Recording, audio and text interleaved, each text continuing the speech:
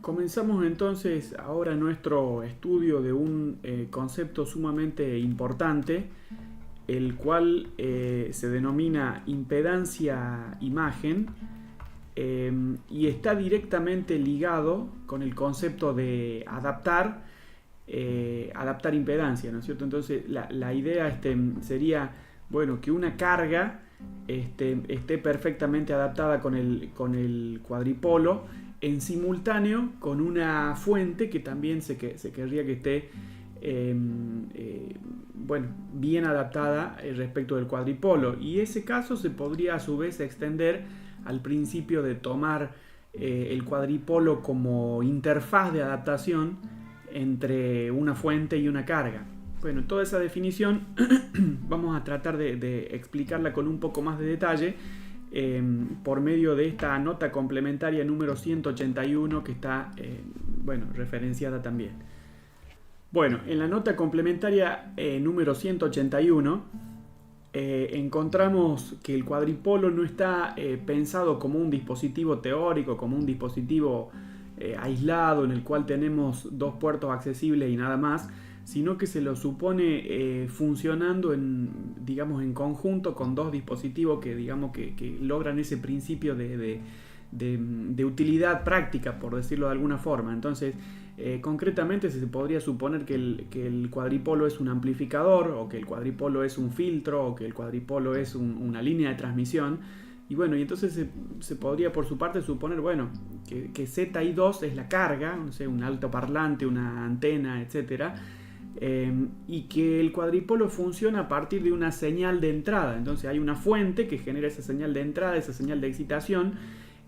Como toda fuente, una forma, digamos, más precisa de modelarla es abarcando también el estudio de su impedancia de fuente o de su impedancia interna.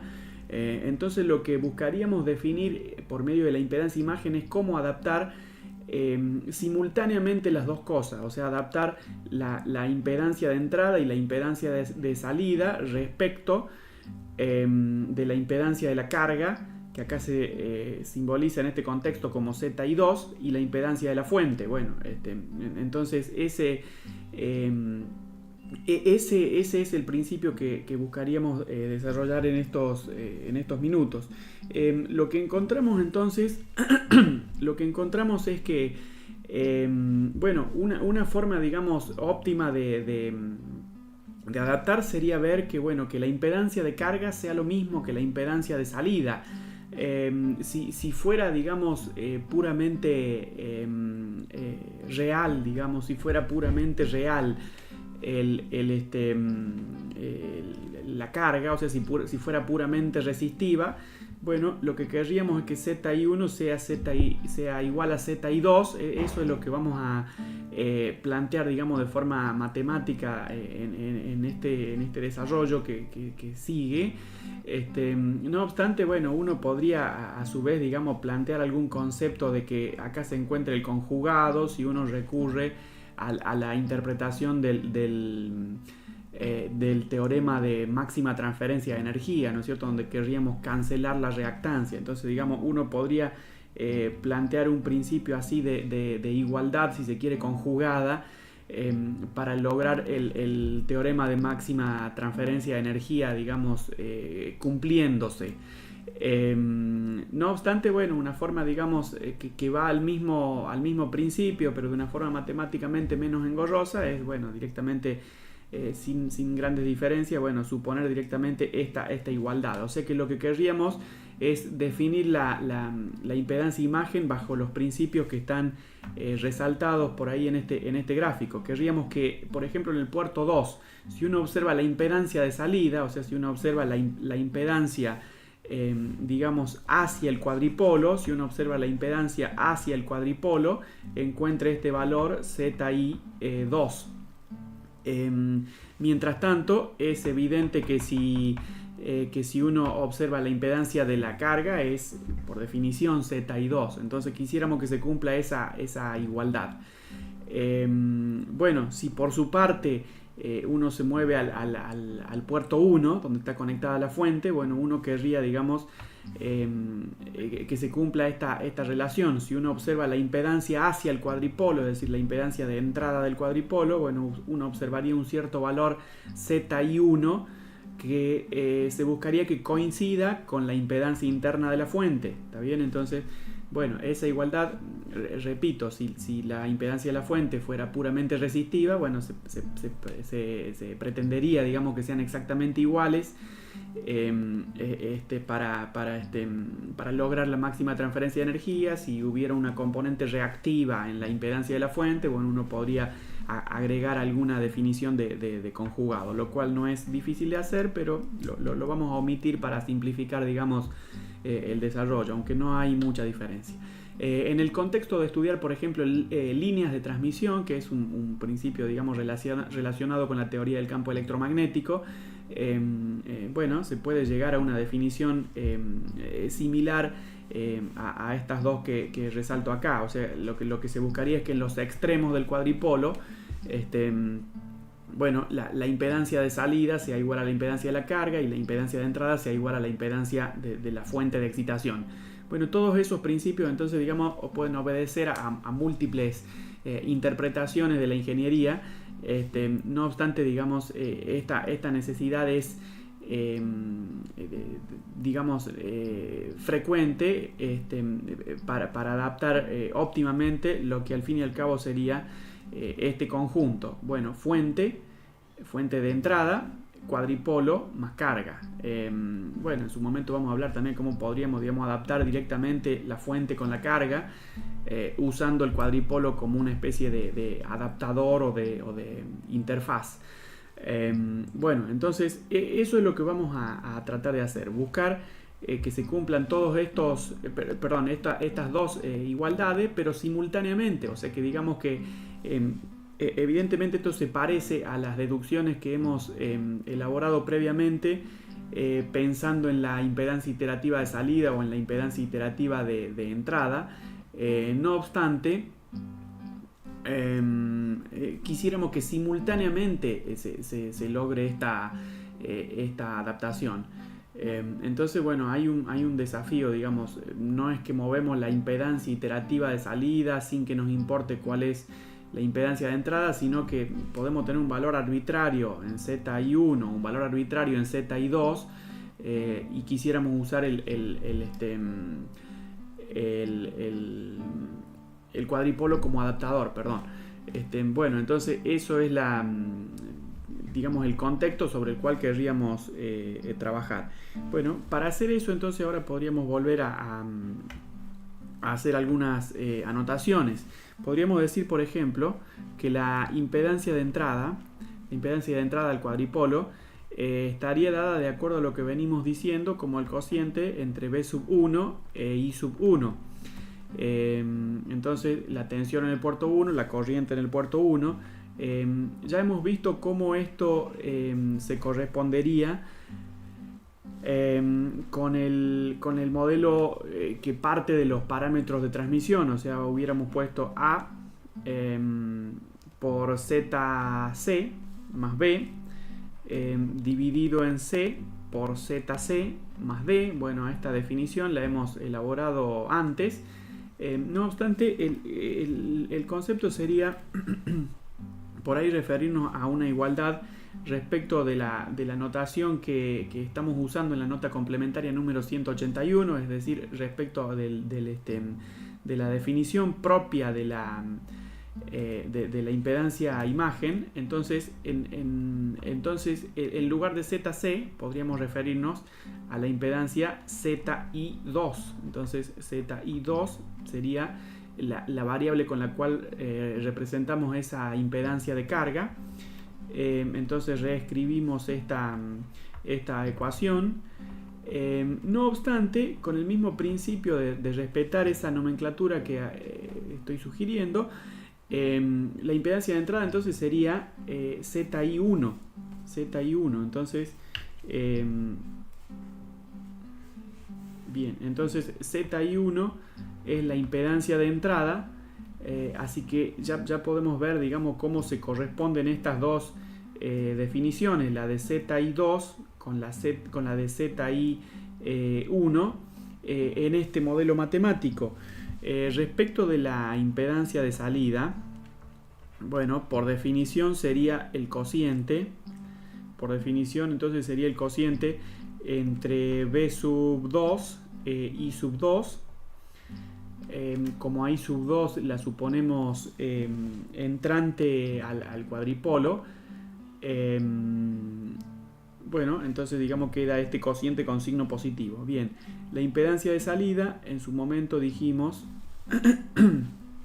que podíamos modelarla de acuerdo a esta ecuación: D por ZI1 más B igual a C por ZI1 más A. Bueno, entonces acá directamente hemos reemplazado con esa impedancia que se vería en el puerto 1. Sería la impedancia de la fuente, usando, digamos, la simbología que se está proponiendo. Bueno, entonces esta impedancia de salida quisiéramos que sea bueno, ZI2, es decir, que tome el mismo valor que la impedancia de carga, esa ZC que estamos diciendo que vale ZI2. Bueno, entonces hay que revisar, digamos, con detalle cómo se interrelacionan todas estas variables. No es un solo juego de nombres entre variables, sino que tiene un significado respecto de todo lo que queremos hacer corresponder. O sea, dicho sintéticamente, queremos que la impedancia de salida del cuadripolo sea lo mismo que la carga conectada al cuadripolo, y queremos que la impedancia de entrada del cuadripolo sea lo mismo que la impedancia de la fuente que alimenta el cuadripolo. Bien, entonces a partir de eso, bueno, podríamos hacer bueno, un despeje concretamente. Entonces podríamos escribir que C por ZI1, entonces C por ZI1, bueno, entonces matemáticamente, para hacer el desarrollo que seguimos, vamos a multiplicar estos dos denominadores, o sea, este denominador que vemos en la primera ecuación y este denominador que vemos en la segunda ecuación, por la variable que vemos del lado derecho de cada igualdad. Entonces nos queda esta expresión. De la ecuación de arriba nos quedaría C por ZI1 por ZI2 sumado con D por ZI1 igual a la suma A por ZI2 más B. Bien, entonces en la ecuación de abajo podríamos hacer un procedimiento similar, de forma que nos quedaría C por ZI1 multiplicado por ZI2 sumado con A por ZI2 se iguala con D por ZI1, que se suma a su vez con B. Bueno, a partir de esto, lo que resulta es que si de este nuevo par de ecuaciones, el que está escrito abajo, si restamos la segunda ecuación de la primera, nos quedaría esta igualdad. Bueno, entonces nos quedaría, podemos escribirlo así: si esta fuera una ecuación, digamos, 1, esta fuera una ecuación 2, podemos decir que la ecuación 1, si a esa ecuación le quitamos, digamos, le restamos la ecuación 2, bueno, quedaría este desarrollo. Bueno, entonces nos quedaría D por ZI1, menos A por ZI2. Luego tendríamos igual a A por ZI2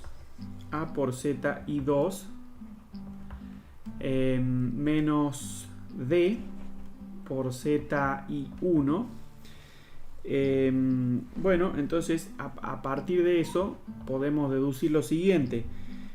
Podemos deducir que 2 veces D por Z1, es decir, a D por Z1 que está con signo negativo del lado derecho de la ecuación que acabamos de escribir, lo pasamos del lado izquierdo, nos queda 2 por D por Z1.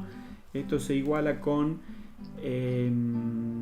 lo que resultaría 2 por A por Z y 2. 2 por A por Z y 2. Bueno, entonces esa constante 2, evidentemente la podemos simplificar, frente a lo cual ahora podríamos deducir que para encontrar la impedancia imagen, lo que se debe cumplir, según las deducciones hechas hasta acá, es que ZI2 debería tener una relación lineal con ZI1,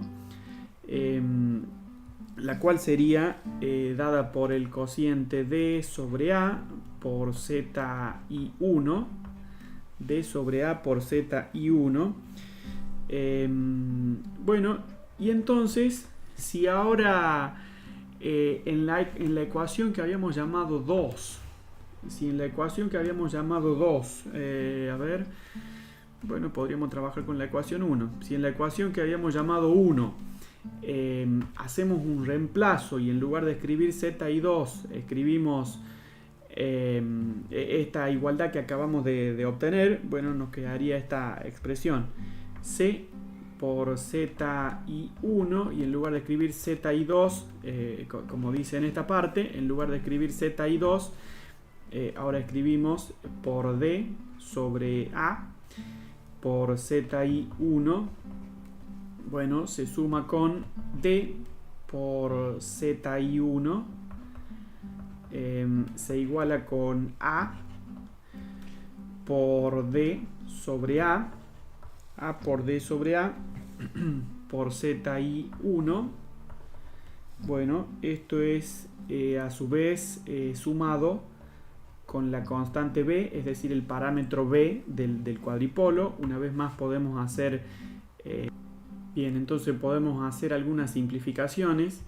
En primer lugar, podríamos simplificar esta constante A que aparece en el numerador y en el denominador, es decir, el parámetro A del cuadripolo. No obstante, de esa forma ahora resulta que tenemos el término D por ZI1 en ambos lados de la igualdad. Con lo que finalmente podemos escribir lo siguiente. Podríamos escribir que acá tenemos C por D sobre A por ZI1 al cuadrado, y que se iguala directamente con B. Eso sería lo que da lugar a esta igualdad. Entonces, reescribiendo C por D sobre A por ZI1 al cuadrado, se iguala con B. Podemos hacer esta definición. Z por I sub 1 al cuadrado queda determinada por el cociente A por B sobre C por D, de donde finalmente cabe la posibilidad de definir cuánto debería valer la impedancia imagen. Entonces, que sería raíz cuadrada de A por B sobre C por D. Bien, entonces esto debería valer la impedancia imagen. Bueno, con un procedimiento similar se podría verificar cómo la impedancia imagen ZI, o mejor dicho, el segundo componente, es decir, ZI2, el componente ZI2 de la impedancia imagen, bueno, queda determinado por esta raíz cuadrada, donde el radicando es el cociente, bueno, D por B sobre C por A.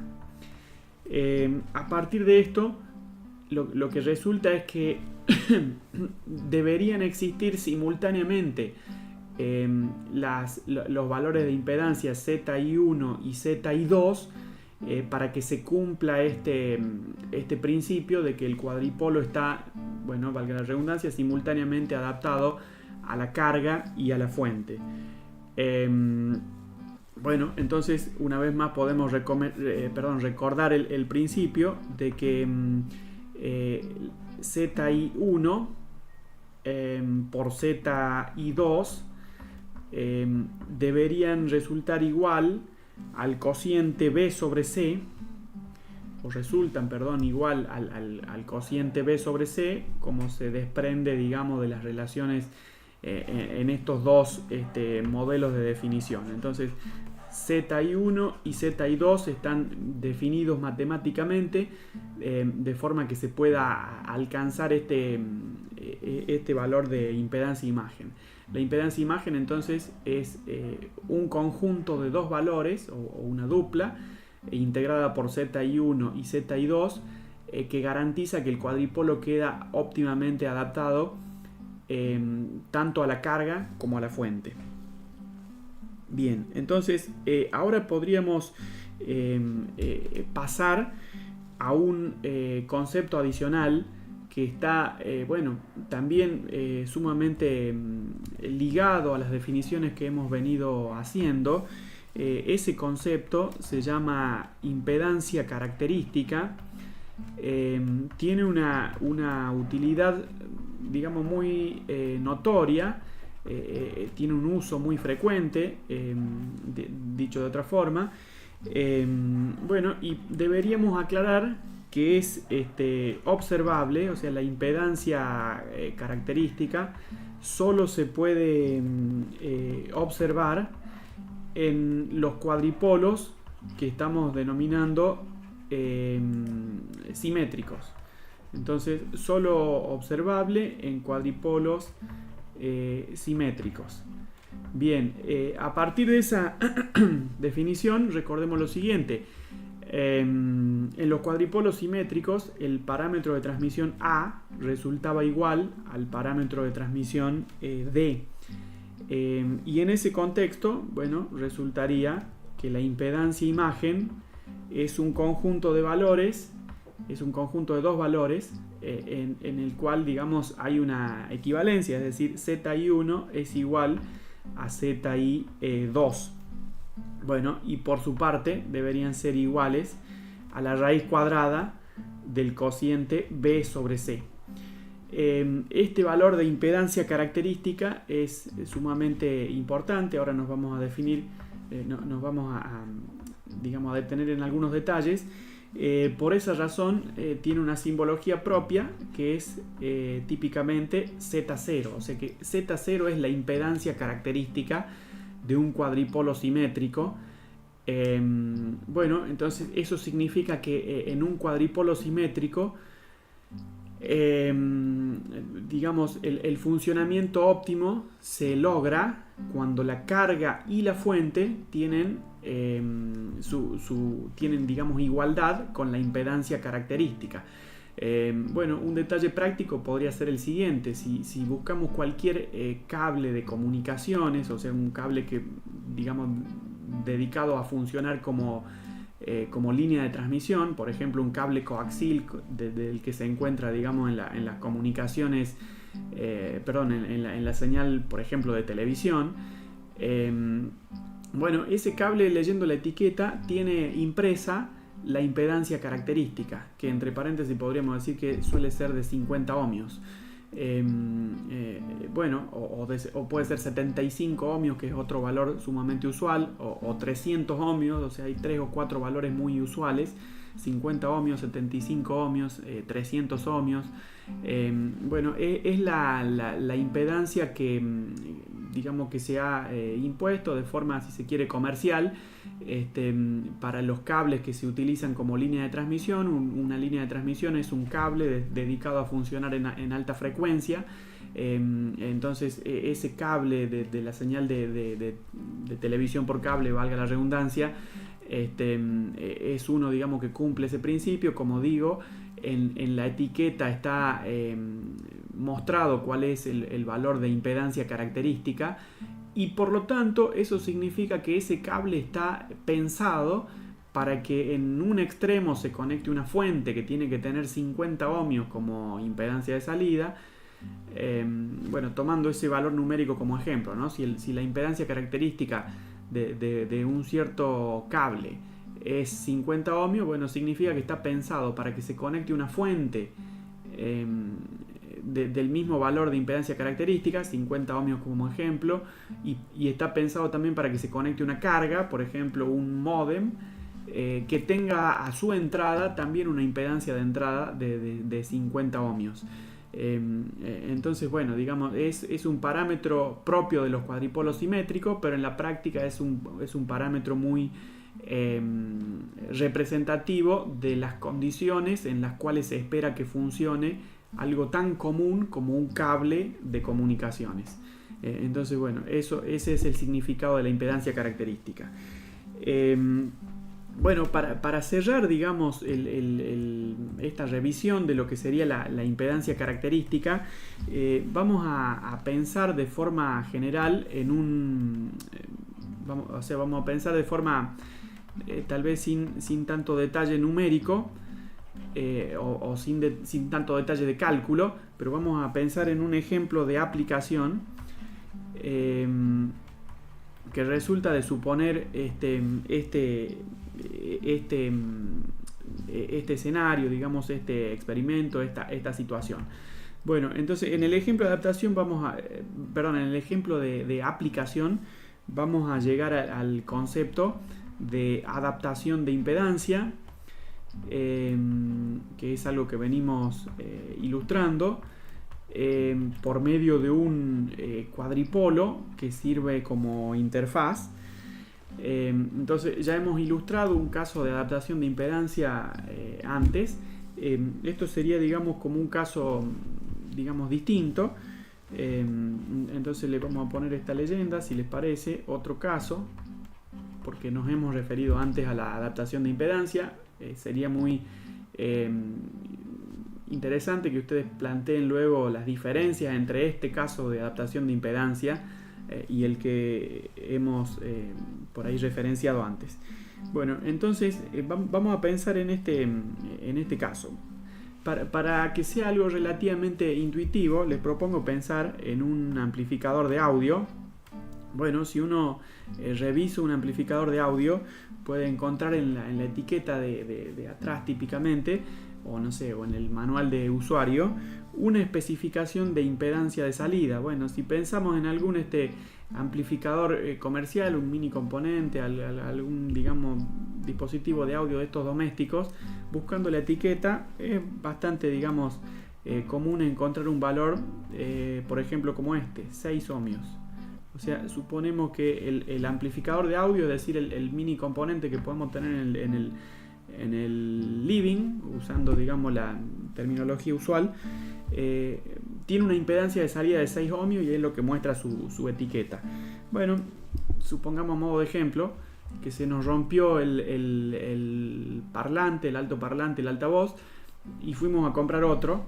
Digamos, ante la situación, digamos, eventual de que no conseguimos un altoparlante exactamente igual que el que traía el equipo, sino que ahora ese altoparlante tiene, a modo de ejemplo, 8 ohmios. Entonces vamos a suponer que tiene 8 ohmios. Bueno, supongamos que a su vez encontramos otra opción, que era un altoparlante de 4 ohmios. O sea, hay dos opciones, digamos, le ponemos el altoparlante de 4 ohmios, el de 8 ohmios, pero evidentemente no coincide exactamente con el valor, digamos, original del dispositivo. Bueno, entonces vamos a agregar un detalle más, mostrando, digamos, la simbología que estamos usando. Si nosotros medimos la impedancia hacia la carga, sería como desconectar este par de terminales, conectar el ómetro y, bueno, en la carga vamos a medir obviamente R2. Si en esa desconexión, a su vez, digamos, anulando la fuente, esta que está dispuesta aquí a la izquierda, bueno, midiéramos la impedancia hacia el lado de la fuente, bueno, evidentemente podríamos llegar a identificar el valor R1, ¿está bien? Entonces esto busca, digamos, aclarar la simbología. Bueno, entonces aclaro un poco más con esta leyenda. Se supone que esto es un altavoz, y se supone que esto es un amplificador de audio. Entonces, si esto fuera un amplificador de audio, tenemos el detalle completo del experimento. Bueno, entonces, si estamos digamos, ante esta situación de desadaptación, si se quiere, podríamos pensar cuál sería el efecto esperable. Entonces les propongo pensar, por un lado, qué pasa cuando ponemos el volumen al máximo. Entonces ponemos el volumen al máximo en el amplificador de audio. Bueno, un concepto, digamos, que surge relativamente rápido, es que el equipo tendería a entregar la potencia máxima. Entonces esa potencia máxima la podríamos referenciar como potencia, si se quiere, eléctrica. Entonces esa potencia eléctrica es la que entregaría el dispositivo, el amplificador de audio, cuando ponemos el volumen al máximo. Bueno, entonces ahora podríamos pensar lo siguiente: ¿qué pasaría si R2 es mayor que R1? Entonces, de acuerdo a estos ejemplos, hemos comprado el altavoz de 8 ohmios. Bueno, mientras que el equipo estaba diseñado para que funcione óptimamente con un altavoz de 6 ohmios. Bueno, entonces en ese caso lo que podríamos ver es que esa R2 de 8 ohmios estaría limitando la corriente. Por lo tanto, digamos, podríamos hacer esta asociación. Podríamos decir que aunque en el equipo se ponga el volumen en máximo,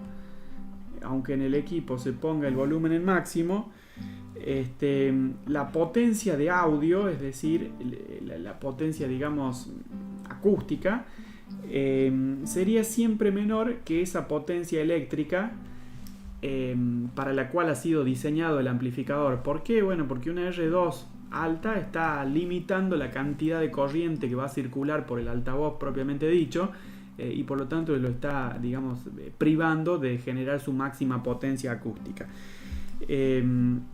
Bueno, pero pensemos otro caso. Pensemos qué pasaría si esta R2 fuera menor que R1. Entonces uno podría decir, bueno, si una R2 mayor que R1 nos impedía extraer la máxima potencia acústica, bueno, compremos una R2 más chica, elijamos una R2 según el ejemplo de 4 ohmios, y veamos qué podría pasar. Entonces lo que podría pasar es lo siguiente: si el usuario, digamos, aumenta el volumen al máximo, bueno, lo que podría pasar es que esa R2, por ser tan chica, no limita convenientemente la corriente que puede atravesar el propio altavoz, y entonces podría haber concretamente un daño en el altavoz. Entonces podríamos escribirlo así: un daño en el altavoz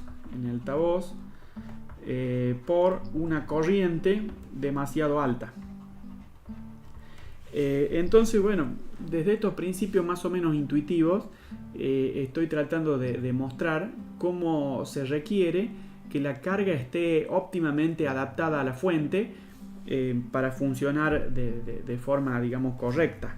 Entonces, lo que podríamos hacer es utilizar, en este mismo ejemplo, podríamos agregar, digamos, el detalle de que para solucionar esta inconsistencia, lo que podríamos suponer es, bueno, que al mini componente que tenía su impedancia de salida, habíamos dicho R1, no lo conectamos directamente a la carga, que habíamos dicho que tenía una impedancia R2, o sea, habíamos supuesto, no sé, que esta tenía 8 ohmios, o que esta tenía 4 ohmios.